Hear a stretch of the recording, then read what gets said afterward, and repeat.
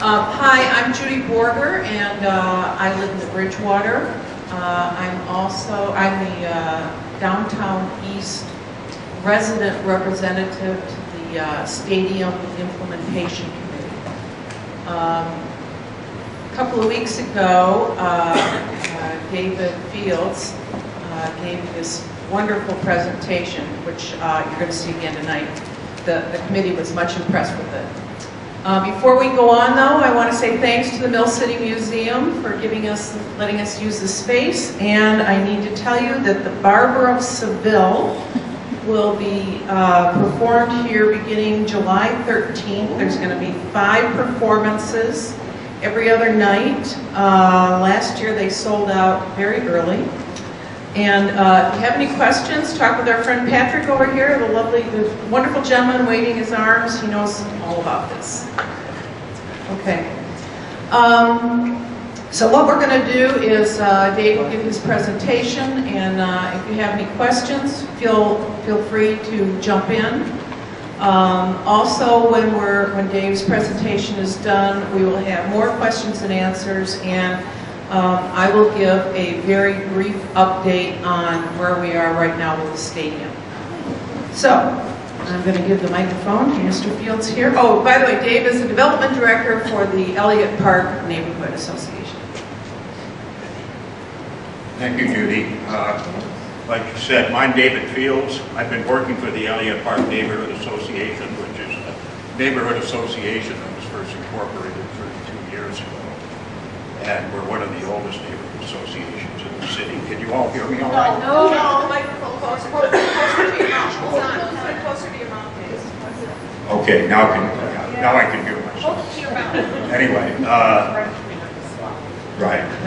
So, and I've been working for EPNI for 15 years. And the work that I do is primarily community planning and development. If you visit the EPNI website, see that we've done an awful lot of planning. We've done master planning, market studies. It's kind of the orientation of EPNI as a neighborhood. Why? Because our neighborhood in Downtown East, is along with Discovery, is an extremely underdeveloped area. So there's a lot of work to do here. And the reason I stay doing the work is because it is very much like an urban planning laboratory in Downtown East and Elliot Park. If you're interested in urban design or planning at the neighborhood level, this is a good place to be. And the emergent Mill District neighborhood is going to have an awful lot to do with that too, as you all know, once the stadium gets built. And you're going to be interested in an awful lot of the territory that I'm talking about. I want to say that Elliot Park neighborhood only goes to the Metrodome. It stops at the Metrodome, then it's technically Downtown East, as you know. If you happen to form as a neighborhood association, there'll be probably some talks about where the boundary is, but we're going to be sharing a common agenda in Downtown East. So what I want to do tonight, like Judy said, I put this PowerPoint together for the Stadium Implementation Planning Subcommittee. And what it is, they wanted me to give kind of a tour of the Downtown East Elliot Park opportunity sites for development in the future. And when we talk about opportunity sites in Downtown East Elliot Park, we're talking parking lots and not much more. And there's plenty of those. And that's essentially what this PowerPoint will be. What I'm going to do is start essentially with the stadium. And what I want you to kind of do to get to see this in the way I put it together is kind of pretend like we're a flock of birds that's starting over the Metrodome, flapping our wings happily, looking at the ugly Metrodome. And then we're going to circle around, kind of to the east, to the south, and then head back to the west to Elliot Park. And we're going to get a bird's eye view, what birds would see at their elevation, of what this area looks like. And I have purposely focused on vacant lots, surface parking lots. It's another thing to show the wonderful historic fabric that does exist down here. But my purpose here is to point out how much potential there is for redevelopment. So I'll start the show. And You can talk anytime, ask any questions. I'm going to have my back to most of you. I like to monitor this on the laptop, so I can sit here and turn my back on.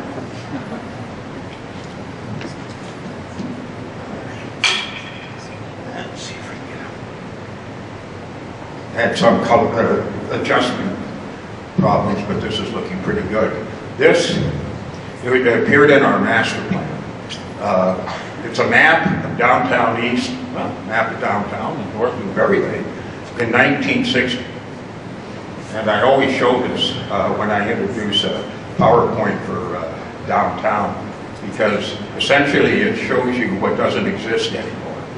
And that's a neighborhood fabric, an interwoven fabric of street grids and greening. If this were a more vivid slide, you'd actually see much more of the greening. That's the artery site. This is where the stadium, or Metrodome, currently is. And these were row homes that were torn down and were put in. In other words, this area was quite well populated even before the Metrodome came in. And it served as a transition area between the West Bank and downtown before the freeways.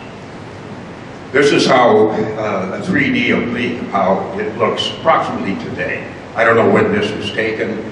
There's been more, obviously, development along Washington. But what's interesting about it, you can see how many surface parking lots were along Washington, where now most of you live. The reason these were developed, as most of you know, is because the city owned them. And they virtually issued an RFP to developers saying, we'll practically give these away to you if you'll develop them. It's a far different situation with the remaining parking lots that we'll be taking a look at. But you can see here just how pockmarked with surface parking lots all of downtown East is. It's a huge district. This is the Elliot Park neighborhood. And it's much bigger than downtown itself, and probably downtown and North Loop put together. Another oblique of it, kind of 3D building, so you get a sense of the built environment. And a lot of you know some of the landmarks, the obvious Metrodome, but HCMC, which is a huge complex, it's all these buildings here, plus parking. And so what we have in downtown East and at Elliot Park is a big presence of what I would call megastructures. Here is the map, and perhaps you've seen this, Judy might have shown it to you. This is the map of the stadium that the Stadium Implementation Committee is using. And it includes what we call the red line, which is these are the properties and the parcels under the authority of the Minnesota Sports Authority and the Vikings. In other words, they have the last say and the first say, actually, on what happens on these parcels. What the planning committee did, the implementation committee, was draw a yellow line around what we kind of call the planning district. I don't like calling it a stadium district. It's stadium design and a planning district for neighborhoods.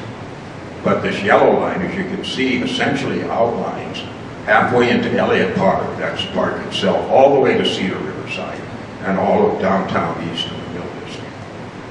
This is the district that those of us on the Planning Implementation Subcommittee care about.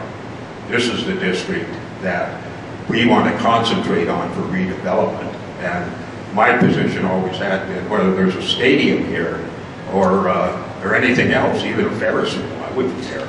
We still have to concentrate on redeveloping the neighborhood. This is, we did a market study a few years ago, and this is a map that the young gentleman who did the market study did, just to point out what is the prevalence of surface parking lots in downtown East and Elliot Park, and it's colored this way. You can see just by the color call-outs that it appears that half, if not more, of the acreage in downtown East appears to be surface parking lots. It's an amazing amount of space. Here's another land use map that he did, just so show what kind of usage do we have The blue is all commercial, although most of this commercial is what we would call like the Metrodome, like HCMC. And the big characteristic of most of these commercial properties in Elliot Park, at the border of Elliot Park and downtown East, is that they're nonprofit. HCMC is nonprofit, so it pays no taxes. There's North Central University, it's a nonprofit, pays no taxes. There's Augustana Care, a huge nursing home complex and senior living facility. It's right here in Elliot Park. So what we have is a lot of surface parking lots and a huge institutional presence, plus the Metrodome. And people have wondered why nothing has been developed out here. It's a very serviceable environment, but not a very attractive one. A map that Aaron Hager, who did the market study, did for us, said this is Chicago Avenue looking down toward the river where we are. This is heart of Elliot Park neighborhood. It's very simple. What are these are obstacles to redevelopment. That we have what I call a mountain range of HCMC that's essentially between Elliot Park and the rest of downtown East. The only good thing about it is that it's separated us from the Metro. And Chicago Avenue actually goes under this bridge here. The EPNI office is right about there. I can sit up and look down, and if it weren't for that Skyway Bridge, I'd be able to look right down to the Guthrie. So it's a wonderful view shed. Okay, now what I did here is I focused in on parts of the stadium planning map, just so we can start looking at some of the specific properties. Some of these you're probably already familiar with. As I get deeper into Elliot Park, I wouldn't expect you to be familiar with them. But this is the red line again, over which the Sports Authority has full control, and also the Vikings. And what's interesting about it, it includes the LRT Plaza, includes the Atlantis property, includes one of the Star Tribune blocks, and the entire HCMC block that is the coroner's office there. Now, these are parcels that are already owned by Ziggy MBC. Is So, Ziggy MBC? Pardon me? Is MBC, is that Ziggy's? That's Ziggy Will's property, yeah, corporation. His properties go under all sorts of different that's separate. Ziggy doesn't own that, but I'm not sure who does. You look on the property information and it says 811 3rd Street LLC. So. Now I am switching to our bird's eye aerials of the area here. And to get you oriented, and please ask questions if you get disoriented or anything about it. This is the Metrodome. This is 5th Street that runs out to the freeway going to St. Paul. It says 11th Street. Pardon me? It says 11th Street. No, that's 5th. No, okay. Oh, okay, okay. Yeah, that's 5th. This is Chicago Avenue after it passes through HCMC before it reaches the LRT Plaza, which is up here. The reason I'm focused on this block because this is a primary property it looks like it's almost 2/3 parking lot that is in fact already in play. It's First Covenant Church. It's not historically designated yet, but it should be. It's one of the oldest churches in downtown East, and it's kind of experiencing a revival now under Pastor Dan Collison. They added this addition some years ago, so in a way it's this new addition that keeps it from being historically designated. This is Hubert's. Now the rest of all this parking here is owned by the church. This is owned by Hubert's. And as you might expect or heard by Groomer, the Vikings are talking very intensely with First Covenant and Hubert's about purchasing a parking on this block in order to build one of their structured parking ramps that will serve the purposes of the 2,500 spaces that they have to have within a block of the stadium for the VIPs, so they don't get wet and go by skyway into the Metrodome. That's all. So these are highly secretive. I haven't heard much more about them, but you can obviously see why this would be a property in play. This is HCMC.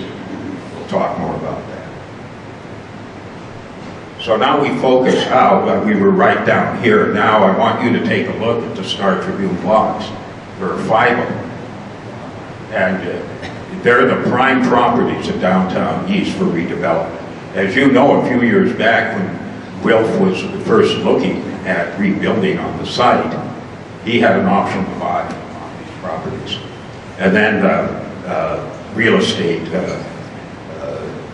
bust occured, and actually was related to the collapse of the I-35 bridge too, where the city had to concentrate all of its resources on refurbishing and rebuilding that, but Ziggy withdrew his option. Now, have you heard about the Ryan proposal? No, talk about it. Yeah, I'll talk about it. It came out right after Christmas. It only got publicity for a couple of days. But essentially, the article in the strip said that all of the blocks for Star Tribune, including this one, which is within the red line of the Sports Authority, which is interesting. All of these blocks were being considered for purchase by Ryan Company. It's a huge development company, as you know, that has a major headquarters here in downtown. And the curious thing about the article was, well, why would Ryan be buying it? That they developed it, they're not tenants. And then later in the week it came out that Wells Fargo was their partner. And since then it's all gone dark. It's all gone dark because the negotiations are extremely serious, apparently, and very sensitive, as you might imagine. So Ryan wants to partner with Wells Fargo, and they're still talking with Wells Fargo, trying to convince them, and so is the city, that Wells Fargo should build another corporate campus down here, consolidate its satellite campuses, and essentially bring several thousand jobs. I think it was 5,000. Yeah, 5,000, that's as many people almost that already work at HCMC.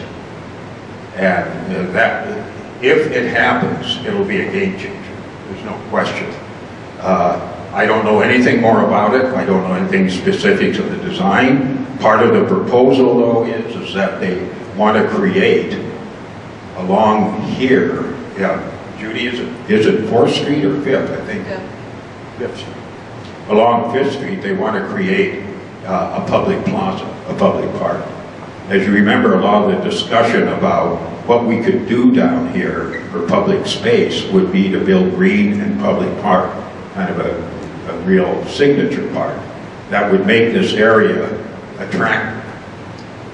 And so that's part of the proposal. Right now, I was in a meeting with Mike Ryan just last week, and he was still very positive about it, but very tight-lipped. One of the challenges they're going to face is these are Star Tribune buildings. Now this building might even be up for historic designation. And so one of the things they anticipate is that the HPC, Historic Heritage Preservation Commission, says, wait a minute, you can do your development, but you can't tear down the old Star Tribune building. It's a very complex proposal, and I keep expecting to hear something any week. Excuse me, Yeah. which block would the Wells Fargo headquarters go on, or would it span multiple blocks? Yeah, it would be it also would be a mixed use. They're talking about incorporating some housing, other commercial. The interesting thing is that they have included this block, which means that they're talking with the Vikings about building shared parking. Because the Vikings want this to essentially be the same as one. They want tailgating. They want what? Tailgating. Tailgate. Yeah. And that's going to be one of the big discussions that Judy has probably talked to you about between the city and the Vikings, is how many of these surface parking lots are we going to keep just for tailgating, or are we going to introduce a new generation of tailgating in which, let's call it railgating. That's like the mayor has proposed closing 5th Street, like he did for the Viking season last year, and bringing in food trucks. or if we create this as a park and people can drive in or take the LRT in and do their pre-game picnic eat or whatever you call it on a green area. So this is all the stuff that will be discussed.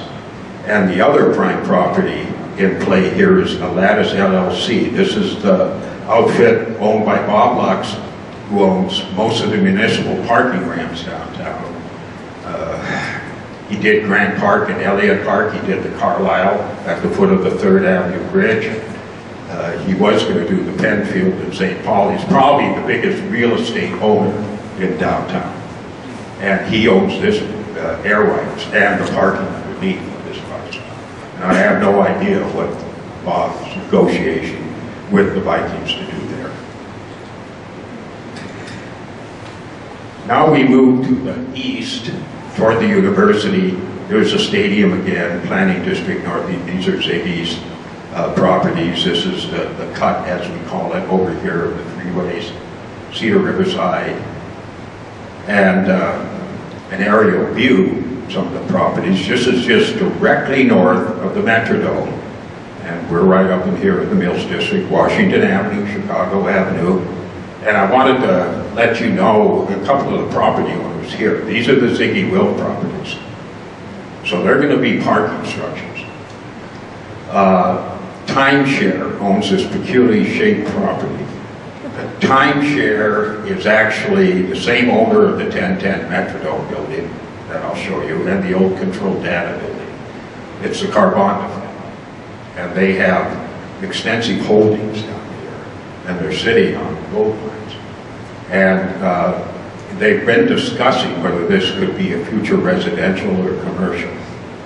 But I can't believe that the Carbondas are not talking with the Vikings and the city about the future of this. Interestingly, this little, you've probably seen it's in construction. They're adding a new addition here. Do all of you are familiar with what that is? It's right in your neighborhood. Yeah, it's R.S. Eden's mixed-use development, affordable housing.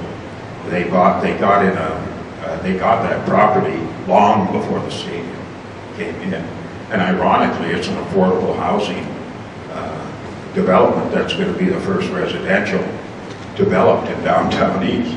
The other thing is, I think Lisa Goodman talked about this building at one of our other meetings. The primary tenants are going to be veterans.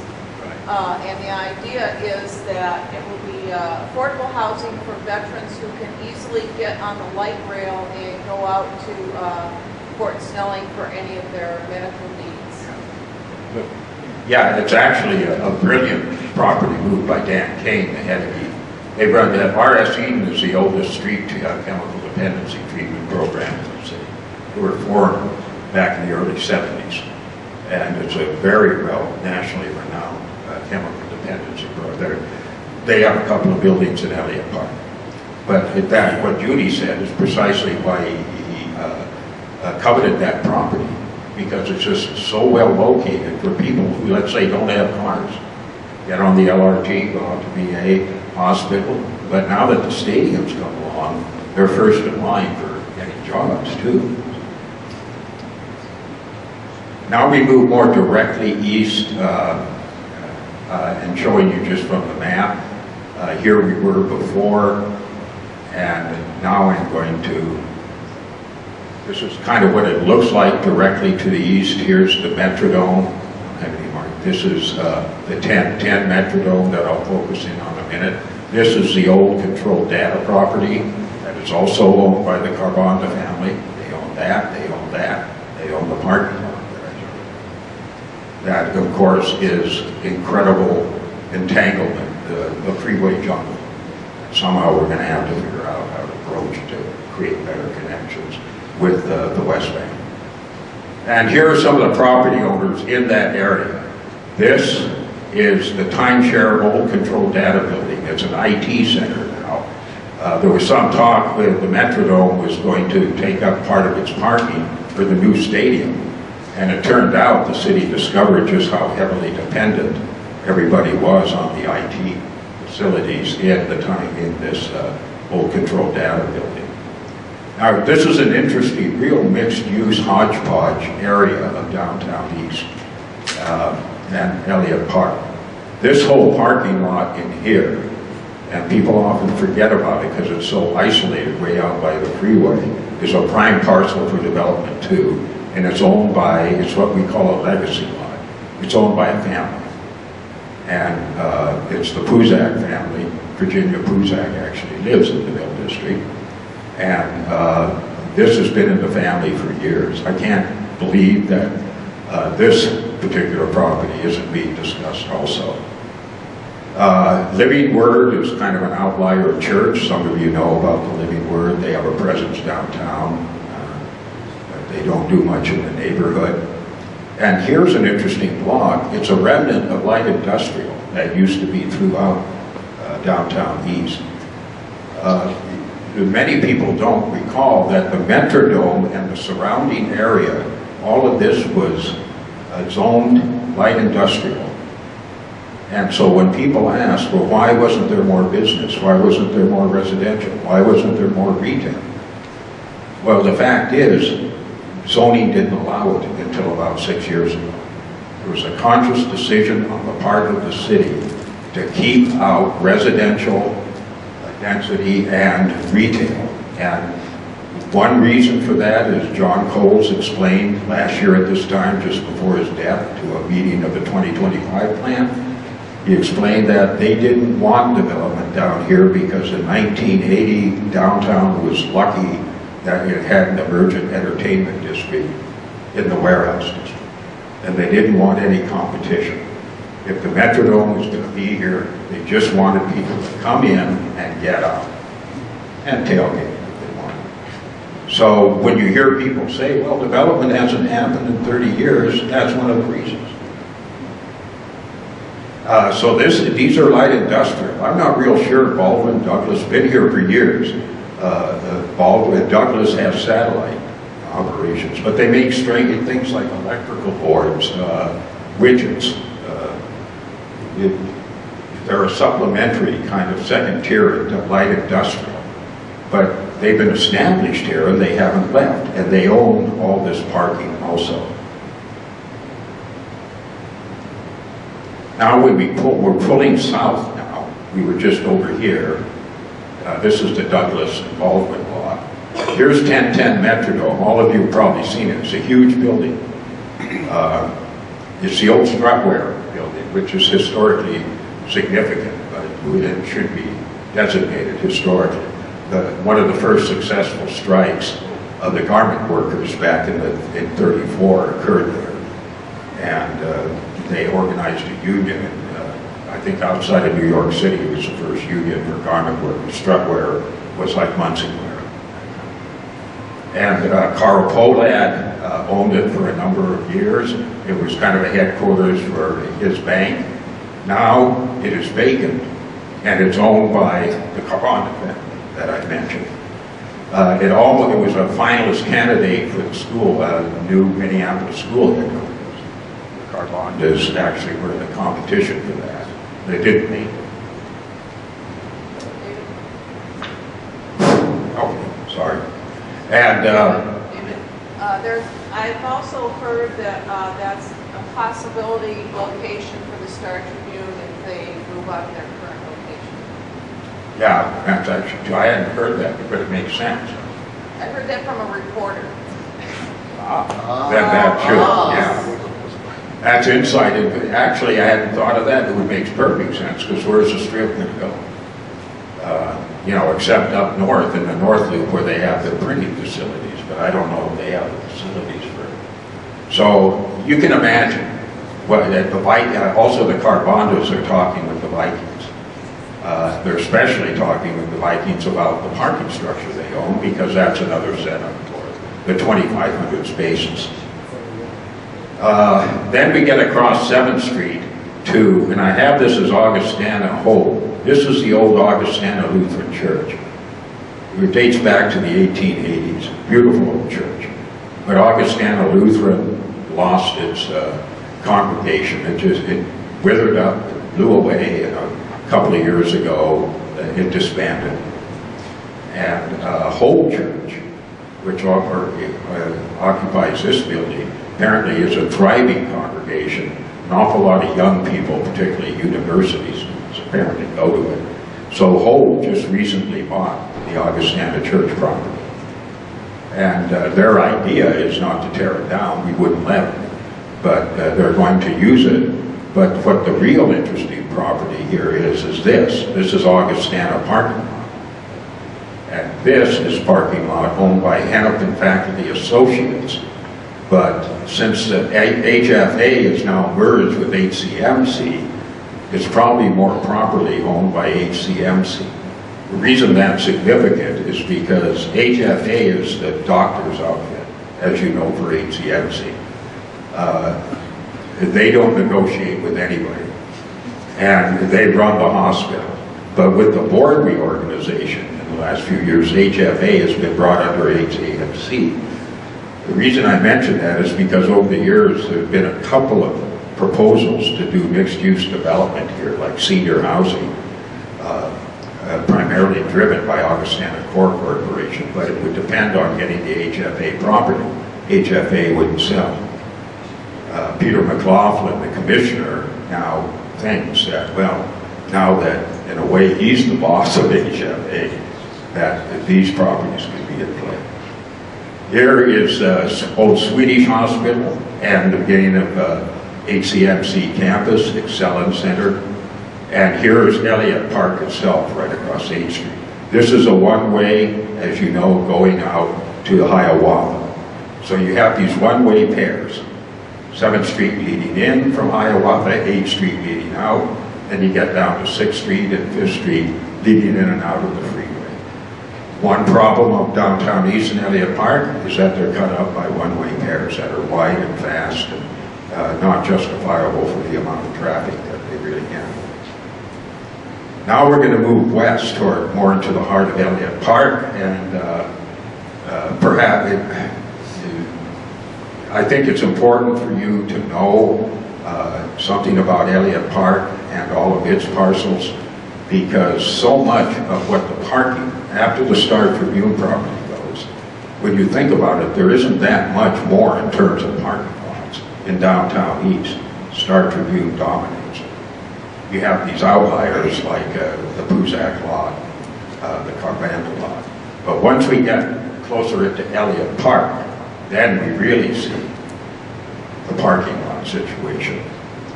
Here is Chicago Avenue as it bends. A lot of you are familiar, runs under the HCMC bridge down to Mill District. Here's the HCMC Mountain Range. That's the emergency entrance. This is the heart of my neighborhood. My office is right there. So look down. And we call this the Centennial Commons. It's why? Because this little street that's only 1 block long is named Centennial Place. I have no idea how it got there. And here at the center of our neighborhood, we have all these different parking lots. And this particular parking lot, you imagine it's on a prime parcel. You imagine if you built here in terms of, if you come down Chicago, make this graceful turn, you get one of the great views of downtown Minneapolis. And then, of course, you're headed into HCMC, down to the river, the Mill District, to the Guthrie. This could be an actual portal piece of property to develop. It's owned by a family. It's a classic example of a legacy lot. Gazek family, they live way north of the northern suburb. I was doing a parking lot study a few years ago, and I called them to see if they'd talk about their parking lot. They wouldn't even talk to me. Because essentially, if you know what a legacy lot is, it's kept in the family. And it's paying the grandkids now to go through college. Because they're cash cows. And this is, as I wind up this, when we discuss more, how do we get rid of the parking lots?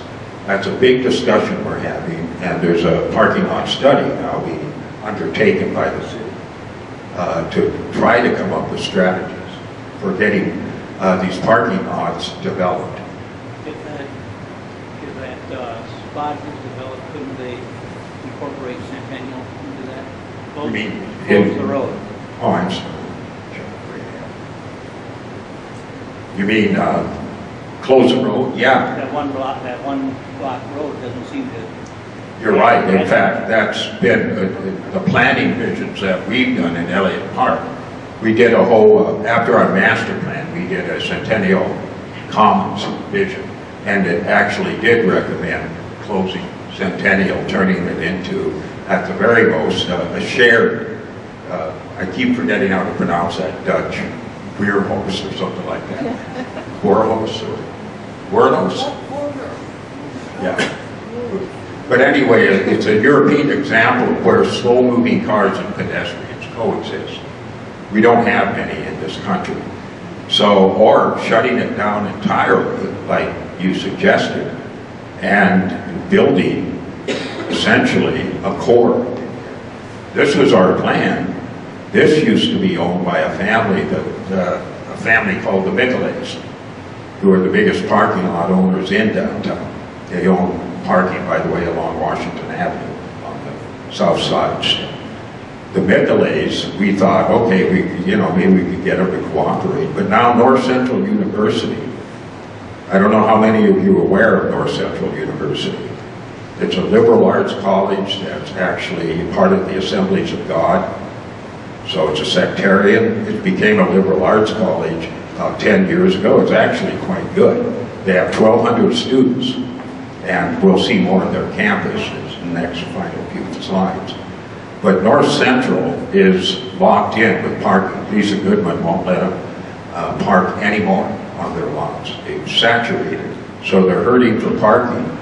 And they were able to make a deal with the Michelays to buy it, and since it's already grandfathered in, it's surface parking. And it's an accessory parking. It's not commercial. It's this is where their staff parks. That they were able to get it. And part of our problem in Elliot Park is trying to disabuse North Central University from expanding its surface parking and to start developing on some of its property and use structure of shared parking. And then the other component on this is a plumbers union local. Sounds very modest, but they own this and this in terms of parking. So when you take a look at that in terms of doing a development, you can imagine what some of our urban designers have said, what a great central core this would make as a coordinated master development that would incorporate the plaza. But that's been a dream for 10 years. Now, you'll see this lot again too. This is another one of the big parking lot owners in downtown East, Smith Brothers. They own the garage on 10th Street. That's one of the few car repair businesses left downtown. Now we're moving further to the downtown core. Here's Fifth. This is where the border between Elliot Park and downtown East is, between that and the downtown core. So we have Fifth, we have Portland. You're all familiar with the Armory. And the Armory building also, in fact, the owner, Doug Hoskin, is coming to my Building Land Use and Housing Committee meeting on Thursday and talk about proposed use that he's working on for the Armory. Any of you, if you're interested in hearing about it, are welcome to come to the meeting. Get a hold of me. Doug has a specific proposal. He's talked to the mayor with it, about it. It was interesting, the Armory for years has been used as parking, as you know. That's what Doug Hoskin does. And he hasn't been able to find another user. He's come to us with several propositions over the years, like a hotel wanted to go in, an IT center wanted to go in, even a tennis club wanted to go in, and then a golf club wanted to go in. None of them could make it work. It's historically designated, so they can't touch the outside. And you can imagine what the inside is if you've been in there. It's cavernous. So how do you adapt that to use? And when you think about that, you can almost guess what Doug is proposing as a use for that. And it happened to be at the same time that the stadium is going to be built down here, and so the mayor got very interested in the Armory and said we got to do something with it. So that's another developable property that is parking, although it's inside, but it's really a primary piece a primary property in downtown East. The LRT is right here.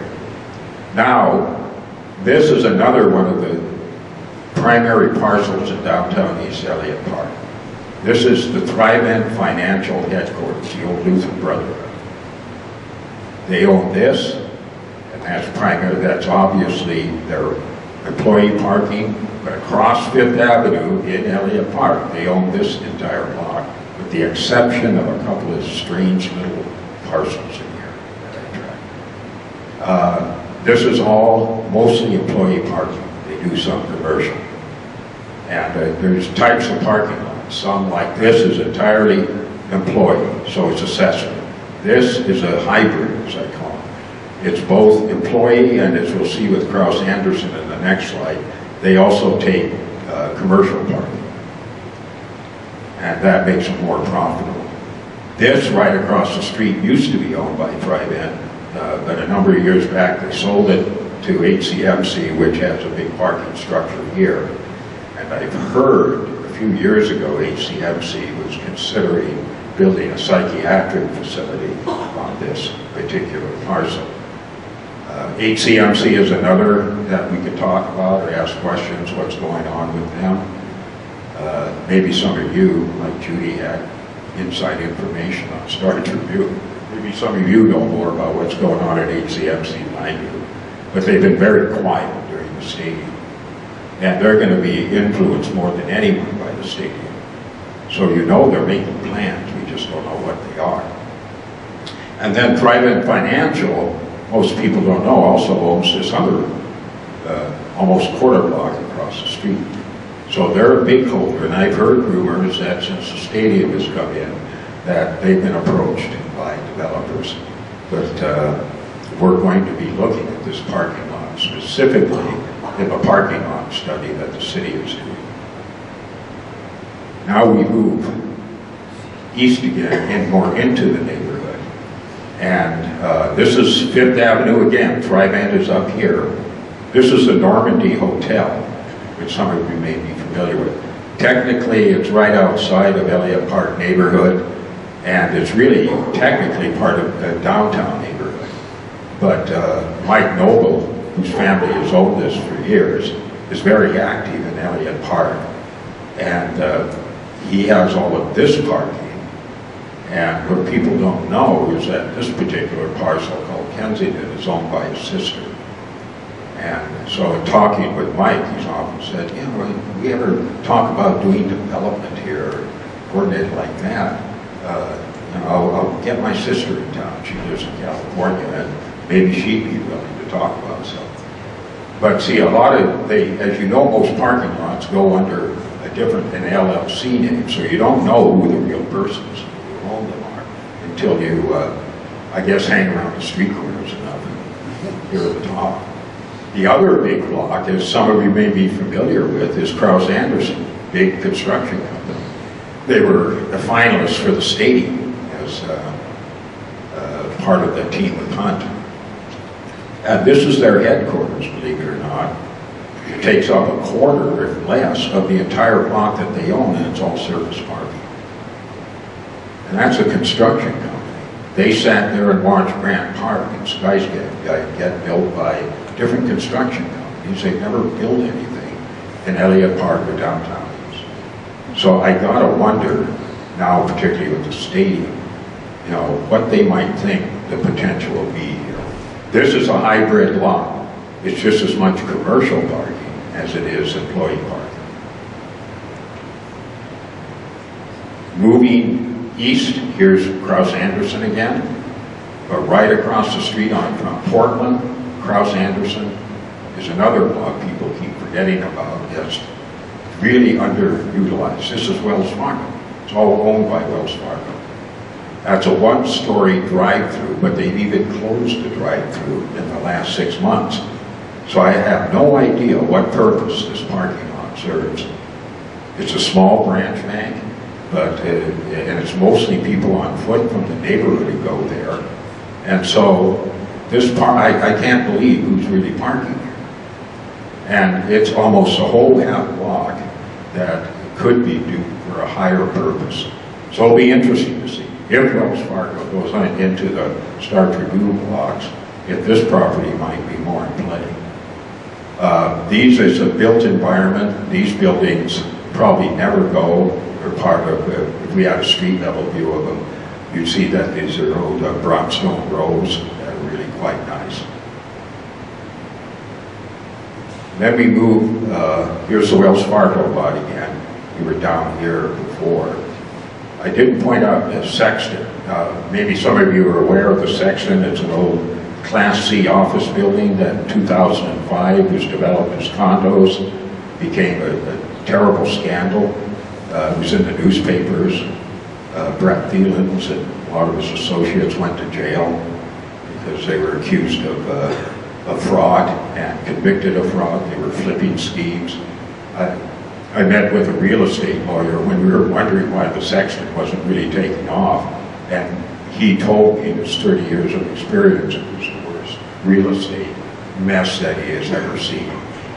And this came at the end of the condo boom in Elliot Park. It seemed like every condo proposal that we got worse and worse. Grant Park was wonderful. Skyscape is pretty good. And then the Lennox we had some problems with. The Sexton fell into a whole fraud scheme. And I just lament this because, see, Elliot Park is usually the afterthought for people, where people want to develop. And so once the real estate boom happened, very frankly, the dregs of the developers started to come in, and we're making proposals on these properties. But you can imagine they had to pay for these properties. And so the amount of money they had to invest and they had to make up, it really made most of their development proposals untenable. They had proposed here a 25-story condo tower to go along with it. It was supposed to include the structured parking for all of the residents. But when they went bankrupt, they didn't build it. And so the residents in the section that did buy found that their units fell from, let's say they paid $200,000 for them, or $185,000 to $50,000 and below. They were just really screwed.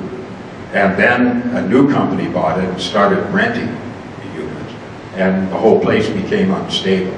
Just 2 years ago, a New Jersey outfit that rescues distressed properties bought it and is restoring it to condominiums now, which is good.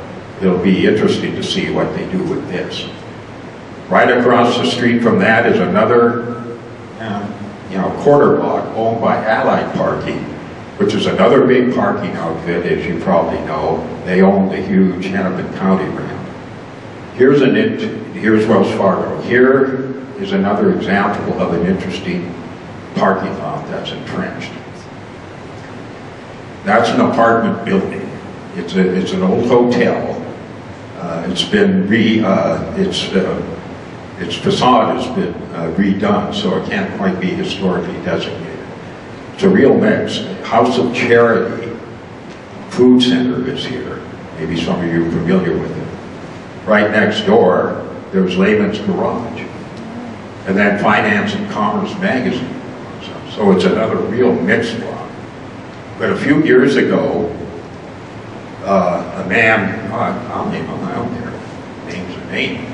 He lives in Grant Park. His name's John McCarty. He owns the Uptown Diner and Louisiana Cafe on Selby. He wanted to do a restaurant here. So he came to us with a proposal for a one-story restaurant that would footprint here, no windows on the street, windows on the parking lot. Now, as good urbanites, you can imagine what we said to that. Tell your story walking. And you could do so much more in terms of density. St. John, why don't you partner with a developer, do some housing, have your restaurant down here, open it up to the neighborhood. But he actually made the comment that he needed the parking here when we said, most of your customers who would park there are going to be HCMC employees. They're already parking here. They're already parking over here. Why would they park here and then drive across the street to park for work? So it gets very confusing about what he was trying to do. But what McCarty did was back off the proposal, but he bought the property anyway. And it's actually, it's called under Paisano's Pizza. But the property owned by McCarty is all of this. And what's interesting about it is that the last time I checked with McCarty a couple of years ago, he was asking twice the market value for that parking lot. He was asking something like $3 million, and the market value was really under $1 million. And that just illustrates the problem of the parking lot owners in downtown East at Elliot Park, is that it's all built on speculation. It's a cash cow. They can keep running them right off the taxes. And what they're always dreaming about is that some big condo development or even an office development, because they don't know the zoning down here, will come along and give them all the money they want to develop. So why should they let go of the properties? That's what I mean when these parking lots are entrenched. Okay, these are the final few slides. Here's another view of the obstructions to development down Chicago Avenue into the Mill District. As we saw, we've been looking most of these parking lots in this area, now over here, that along with the institutional megastructures really are the obstacles to development. Now I'll finish with a couple of comments. About 4 years ago, Elliot Park neighborhood got together with Close Landscape Architecture, and Bob Close has since closed his business and moved on. But it was one of the old landscape architect firms in town, specializing in neighborhood development. They did our master plan for Elliot Park. We got together with them and a group of their advisors that they pulled together, a very interesting group, all doing this pro bono. John Commerce on the Met Council, Mick Johnson from ACOM, Michael Lander, a real estate developer. And we all got together, and for about 2 years we talked about how could we bring development into downtown East Elliot Park. And what we came to call the initiative is DEEP, Downtown East Elliot Park. And since no one else was paying any attention to downtown East, very frankly, when we went to the downtown neighborhood and said, hey, join in with us on this, they didn't even know that this was part of their neighborhood. And so Elliot Park just kind of naturally was saying, because the Metrodome in downtown East has such a deleterious effect on our neighborhood, we're going to be doing district planning, not just neighborhood planning. And so we got together and we created this DEEP 2100 initiative. This is what DEEP is. This is its outline. It's very interestingly, this is from 4 years ago, the same outline as a stadium district that I showed you at the first of the slideshow. Here's the stadium, and the red line, and the yellow line goes out over here, not like that. So, very frankly, our guys, and I'm giving the credit to Bob Close and Bruce Jacobson, anticipated this development district, even before the stadium came in. And we were agnostic about a stadium. In other words, if the stadium could be done differently, yeah, but we just wanted the Metrodome to be gone. So we created what we call the DEEP 2100. It's on our website, and we have peddled it. Interestingly, the Stadium Implementation Committee is starting to adopt it as an initial framework for looking into a vision for redevelopment in Elliot Park and downtown. It's a great document put together by Bob Close. I'll just give you one page from it. Kind of what we did was take a look at Chicago, and what we were saying is that building on the assets of Chicago and Chicago's reconstruction and redesign, which is going to happen, that all sorts of sites have potential for redevelopment, including the stadium site, which we identified back then as a world-class sports and wellness facility. So if it's going to be built, it's got to be that, and it's going to be built. And hopefully it will be that. And we outlined there are other parcels that are primary development, with primary development potential all the way, of course, down to the Mill District. And it's a connection to the river to South Minneapolis. And the whole basis of this was not to create a master plan vision, we've had enough of those, but to actually make an argument for why we can get started. Get started on actually implementing this and bring downtown East and Elliot Park into kind of a wealth of nations, so to speak, with the rest of the downtown, so that we can actually contribute to the economic opportunities that downtown offers.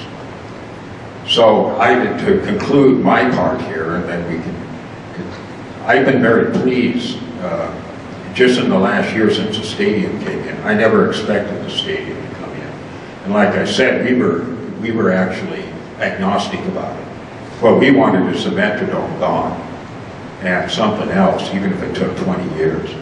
And with the stadium, at least there is now attention being drawn down and $1 billion worth of investment, at least to begin with, being focused on this area that's been neglected for so long.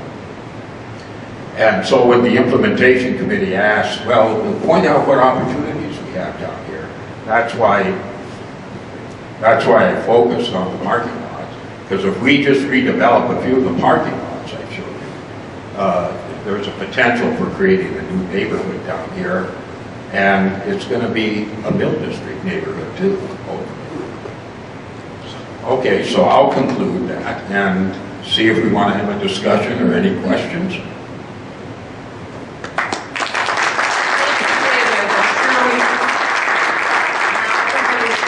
Memorized everything that he said and knows exactly the name of who owns what, where, when, and how.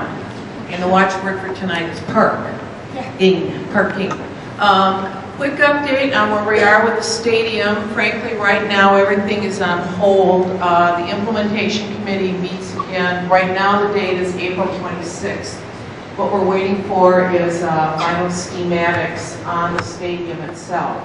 And then what happens is the committee goes through those schematics and see how well the siting of the stadium and the plans for the stadium fit into the vision that we asked the architect to look at. And that vision leans heavily on pedestrian use and a lot of green and a lot of park. After we've looked at that, we will make a recommendation to the city council, and they will do whatever they're going to do.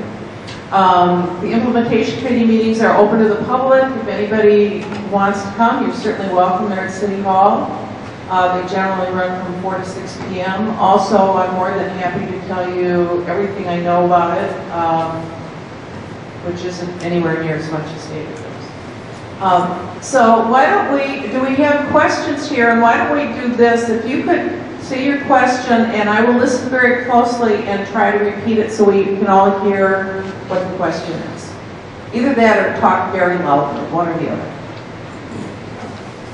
Go ahead. A couple of questions. One was, is there anything the city can do to make it more interesting for people to own parking structures to get off their heels and move? So the question is, what do we have to do to put a stick of dynamite underneath the owners of these parking lots? The city has recently gotten a grant, and David may know who it's from or how much it is. What is it? It's a $50,000 grant to ask and answer that very question. The tax structure right now favors keeping parking lots right where they are. Also, the environmental impact environmental impact standards also favor keeping parking lots as parking lots. So that's being studied to see what we can do to get them off the dime. It's a parking lot study that actually has just begun, and we've hired a consultant. I'm on the advisory group, and we've hired a consultant out of New York City, HRA. We just met with them 2 weeks ago with their team, and what they're doing now is putting together, that'll be presented to the advisory group within 6 weeks, putting together case studies. They're selecting certain lots, and right now it looks like it's a Thrive-An lot and one of the Smith lots. Might be the Carvana lot along Washington too. But what they want to do is to go into depth on those lots, find out as much as they can from the owners and from the tax assessor in the city. They're talking to other developers, they're talking to other parking lot owners to get an idea of the economics that drive surface parking lots. Because they're very peculiar. All the years I've been working, I've never been able to figure it out. So we're hoping through this study that this very experienced team will have recommendations given what they find. And like Judy said, part of it is a tax structure. It may even require we go to the state as a city and ask for some of the tax structure statutes to be changed. It might involve disincentives or incentives, or a combination of both. But the problem is if you use disincentives, like one proposal was, require them to do more of the landscaping that's in the Minneapolis plan. At least make it look nice. Well, if they spend $100,000 to bring landscaping on the parking lots, they're going to maybe be less to sell. And so it's a strategy we're trying to figure out in order to motivate them either to sell or even more ideally to partner on development. Because there's no reason they can't partner with a developer and have some of their own parking still and have it incorporated into a mixed-use development. So this year, it'll be interesting. In the next 6 months, there should be some results on that. That'll help.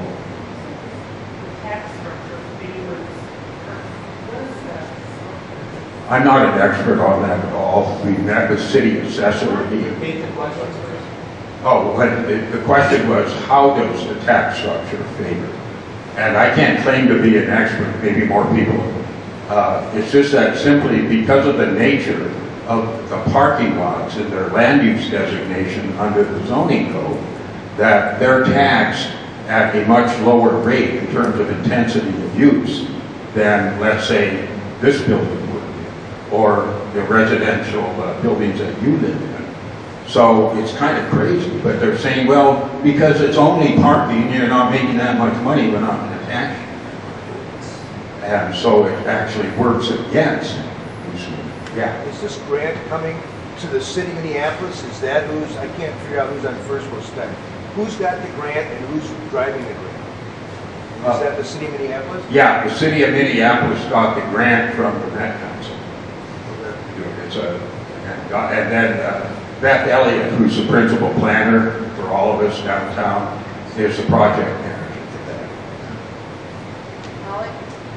Are there any solutions that could come from eminent domain, or is that too complicated, or is it fine here? Are there any solutions that can be used through eminent domain, and is that applicable here in any way? No. I'm kind of a radical. I favor eminent domain, but it's not used, and it's very, as you know, there were Supreme Court decisions made in the last couple of years that severely limited the use of eminent domain. Particularly, what they were addressing was you condemn a piece of property and get it, and another private developer gets it and actually profits. That isn't the point of real eminent domain. It's for the municipality or the government to get some of these entrenched properties out of hand and say we have a higher and better use for it. You can work with us or you can't. But usually it's expensive because what they'll do is resist, goes to court, arbitration, and the city ends up paying a lot more than they have to. This city has never used it much, and it's not inclined to use it at all now. I wish it would, but I'm not on the city council. Other questions? Well, somebody who hasn't asked a question yet. Is there an existing recognized master plan covering this area, and are there plans to update it to reflect the Vikings Stadium being built and what we're talking about tonight? Yeah, probably most of you heard that. If there's any existing master plan covering this area, this is a big thing. Since I've been doing this for 15 years, and Beth Elliot, the city planner, and I are trying to really get the implementation committee and the neighborhoods down here up to speed. So all the planning that's been done, and it goes back to a Built District plan that was done in 1998, updated in 2000. All this is on the city website. We go to it in planning and visit these plans. A major plan that was done is the downtown East Northwood plan. How many here have seen that or heard about it? It has, but yeah, if you're interested, take a look. It's an enormous plan, 200 pages, done by the city, by IBI Associates out of Vancouver in 1993. It was an anticipation of the Hiawatha line coming in, and it's what they call a transit-oriented design plan. And Brad calls it the dumbbell plan. Essentially, what it is that it starts in it covers downtown east, one of the dumbbells, then it follows the 5th Street spine, which is the bar, and then it covers Northwood, which is just an emergent neighborhood back then. And what it is a very specific plan with recommendations of land use, zoning, development, even drawings about possible development. That's been envisioned. And then there's the deep initiative, like I was talking about, that we've been working on. Elliot Park also has its design guidelines, at least for our neighborhood, that says if you're going to build here, this is how we'd like it to look. That's something the Mill District can do in the future too. So, and then there's Access Minneapolis, which is the big transportation plan, which is on the city website. There's a downtown aspect of it that talks about how to rearrange the streets and everything. So there's plenty of planning. Now, the next step doesn't mean that it ends there. These are things to build on. And our thing is that, see, once the stadium came in, everybody thought we had to start from scratch. And as Judy knows, that's what primarily we've been doing in the planning subcommittee and the implementation committee. Beth has been saying, look, we've been doing planning for years. We have a foundation to start on. And what I'm seeing with the stadium, the emergent neighborhood that you represent, Elliot Park, we can build on this. And I'm talking with the East Downtown Council, which is the business council for downtown East and Elliot Park. One of their leaders is Paul Bellbloom of MSNR, which is headquartered right here.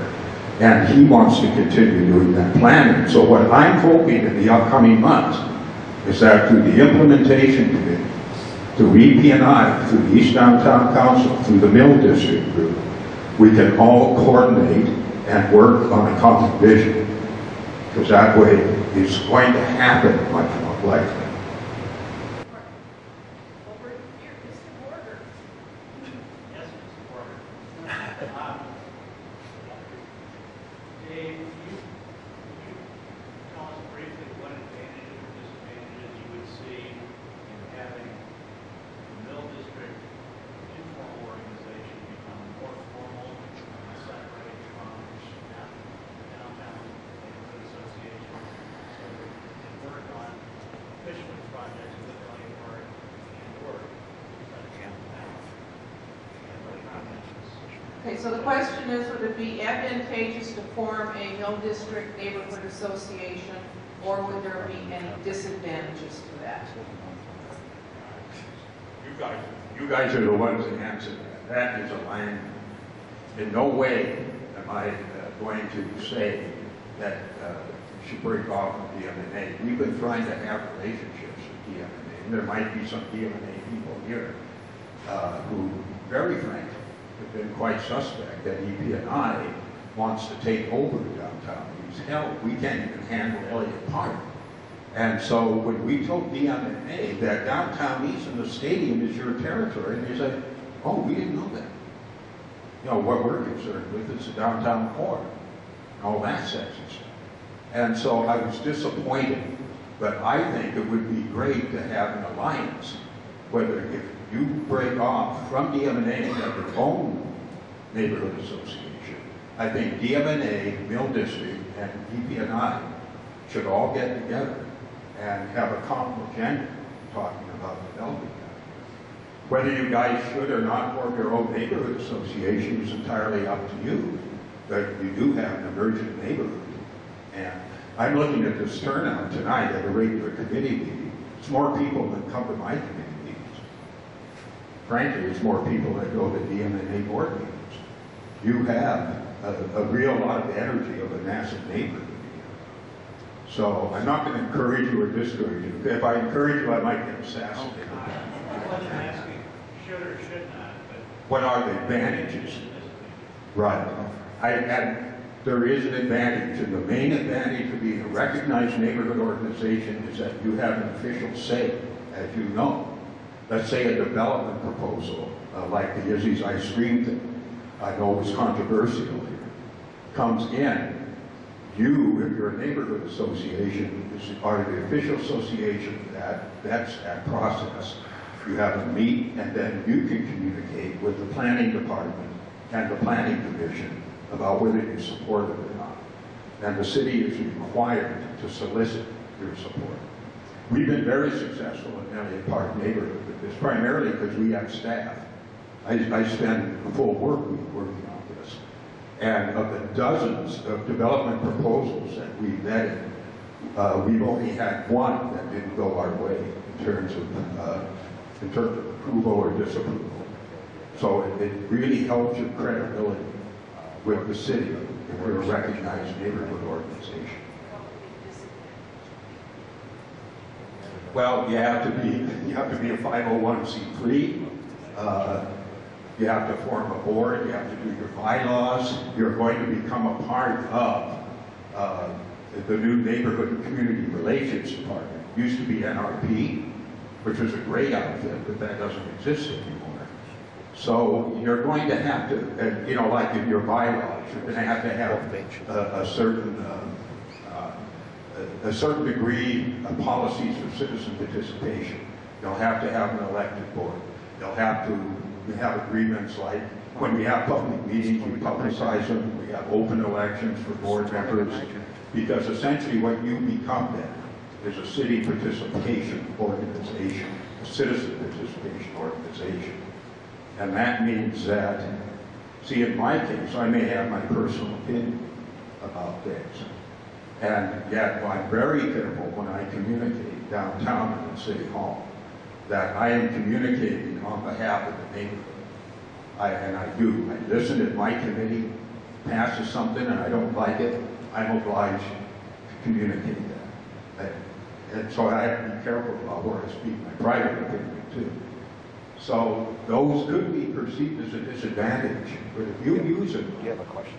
it's a huge disadvantage. And I don't mind saying EPNI, you can ask downtown, it has a great reputation in City Hall because we're very active and it's really helped us. Of course, you may say if it's helped you so much, how come we have all this parking on the street? Bill? I think what you had discussed is did you already discuss plans for the freeway and change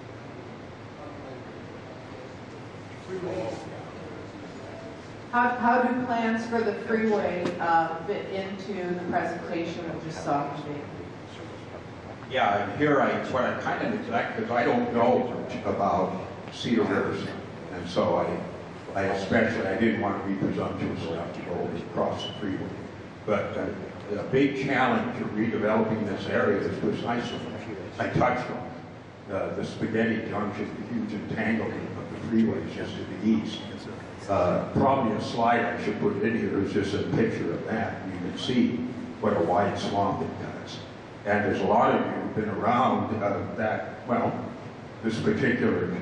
this is where the freeway is now. This is the way it looked before the freeway cut. And this is Cedar Riverside. It was a continuous neighborhood, a fabric. The freeway isolated us entirely from the West Bank. And it's less than a quarter mile away. The central corridor is going to instigate a look at that. Already they have a new station that's virtually in downtown east, but it's right outside the West Bank of the stadium of the university. And so I do know that part of revisioning downtown, part of the stadium implementation planning committee's agenda is to look at ways of approaching that freeway. And the mayor is even entertaining some proposals about building a land bridge, which is a very radical one, but a creative one. And actually, because right now there's no direct way to get over to the West Bank. There's a pedestrian route and a bike route, but you just try to find it. So that's going to be important. And from the downtown east north loop plan, Remember those consultants from Vancouver, the head Gary Agushak said, "I have never seen such a mess in any city as the freeways between the West Bank and downtown." They couldn't even figure it out. Is it untied and not? Victor? Yes, you mentioned going back to the Ryan development, that there was going to be a park that's headed towards downtown, and I've seen that on some of the stadium proposals. How far down does it go towards downtown? Does it go down the park? Does it go down the park corridor? How far down would the road that, how far down would the park go where the Ryan development would be? Is that, am I getting that right? Okay. I really don't know in terms of the Ryan proposal, because I haven't seen any site plans. This has just been, but the idea always was to have a public park or a space toward the downtown from the stadium plaza. You remember the early renditions of the stadium design that came out? There was a really interesting drawing of a huge public space with that was done by Vic Johnson at ACOM and the guys we worked with. His vision was you create a multi-block public park, a signature central park for downtown, which we don't have. And he said that'll get people to live and work here. The stadium isn't, you're not going to want to live in a condo next to a stadium necessarily. But that, and I agree with Vic's vision, but he was advocating a multi-block park. Now, once reality sets in, what's going to happen? They're going to say that these parcels are far too valuable to be given over to just parcels. And so it's going to be interesting to see just how much real public space we get out of the Ryan proposal and the others. Let's take one more and then call it a night. You raise your hand up first, back here by the pole. I was just brushing the hair out of my eyes. Thank you. Briefly talk about the historical zoning that went on over East Downtown about it being zoned light industrial instead of commercial or residential. You talked to Mr. Coles about that situation. What effect would that have on any developments that could have taken place in that area? What effect did the zoning, what effect did light industrial zoning have on any development which might have happened around the stadium and in that area? None anymore, because 6 years ago they took out the industrial zoning. Prior to that. Pardon me? Prior to that. Prior to that? Oh, well, the industrial, if you look at the zoning code and what's allowed in the industrial, I mean, you're lucky if you can even get an old abandoned warehouse to be occupied by an artist. It's extremely restricted from any other use. The way zoning works, it's not a very efficient way to do land use planning, but it segregates functions. And the purpose of the light industrial is to keep the messiness and the noise of industrial development away from retail and residential. And so it wasn't so much anti-residential retail, it was kind of saying you don't want to be next to industrial. And so even though we didn't have new industries down here, the zoning just allowed residential and business. And like I said, now it's all zoned B4N, which is another new zoning code that Elliot drove through a couple of years ago, which is the most flexible zoning code the city of downtown has had. It's a neighborhood zoning. It's meant for new neighborhoods like Mill District and like us. And essentially it's like a form-based zoning. It puts very few restrictions, and what it does is give motivations for people, for developers to develop good design and good density. Take a look at it in the Minneapolis plan, can. So the light industrial is gone. So thank you, everybody. We're delighted to see so many people show up on a very cold night. And David and I will be around for a while if anybody's. Thank you very much.